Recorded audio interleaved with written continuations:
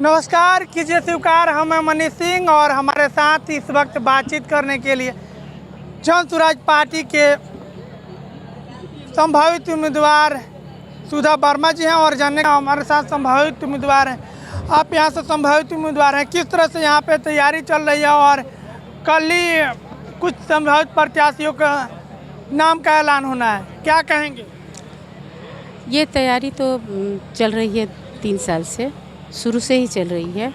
और प्रशांत सर का जो कहना है वो जो ज़मीन से लेकर शुरू से लेकर आज तक जन स्वराज को जो सींचे हैं, जो उसे पेड़ बनाया है, सींच के उसके पेड़ बनाया है, आज फल लग गया है।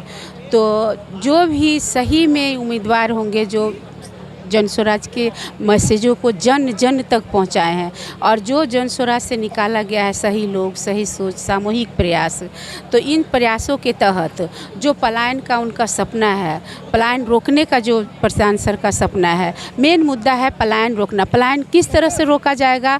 वो जो ज़मीन में अभी जैसे कि खेतीबाड़ी और बीज के वजह से लोग परेशान हैं।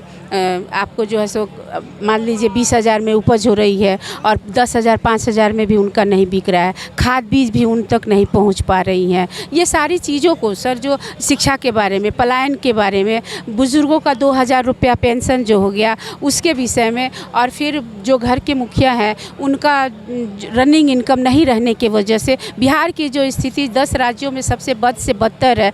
इन चीज़ों को सुधारने के लिए, क्योंकि कोरोना के समय में सर जो बिहार की स्थिति को देखे हैं उसी की वजह से सर पलायन सर जो है अपनी पदयात्रा शुरू किए और हर गली गली से, मोहल्ले से, गांव से, शहर से, सब जगह से सही लोग, सही सोच, सामूहिक प्रयास, सबों की प्रयास रही है। आज अभी ने मंच पे आपने देखा है कि सभी प्रत्याशी कैसे एक दूसरे का स्वागत कर रहे थे, मतलब आपको जो है सो उड़ा रहे थे, आपको गमछा मैंने चादर उड़ा रहे थे, सम्मान कर रहे थे। तो ये सभी मिलजुल के समाज को बढ़ाने के लिए, समाज के पलायन रोकने के लिए, समाज में जो अभी एक डर है, पुलिस थाना कोर्ट कचहरी के पास भी कोई नहीं जा पा रहा है, ये तो सरकार की स्थिति है कि जाते हैं लोग तो उलझ के रह जाते हैं। तो ये सारी विडंबनाओं को बदलने के लिए सर का जो है कल जो भी उनका निर्णय होगा, सब हम प्रत्याशी मिलजुल के जन स्वराज को आगे बढ़ाने की कोशिश करेंगे। हम यहाँ पे काफ़ी प्रत्याशी हैं, तो उसमें अगर एक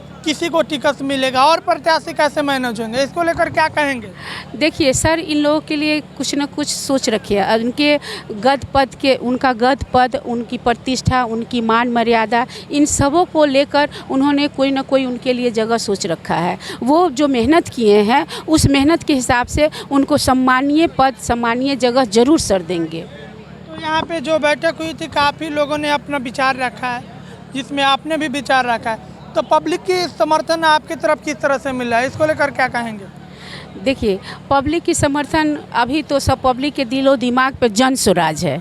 अभी तो पब्लिक के दिलो दिमाग में जन स्वराज है, जनता का सुंदर राज लाना है। तो अभी पब्लिक के कहना है कि जो भी जन स्वराज चुन के देगी, हम लोग तन मन धन से उनके साथ हैं।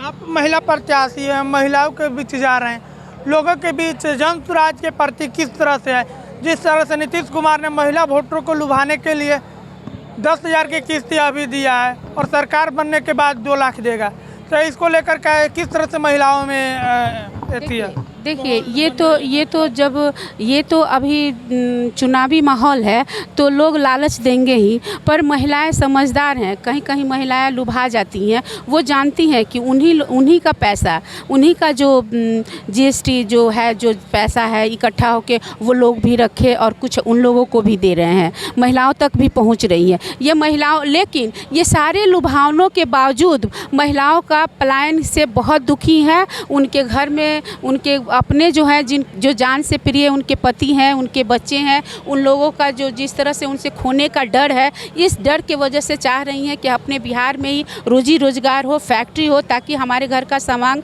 हमारे घर का बच्चा हमारे साथ रहे, हमारे त्यौहार में, हमारे सुख दुख में सभी मेरे साथ रहें। हर महिलाओं का इच्छा है कि जन स्वराज बिहार में आए।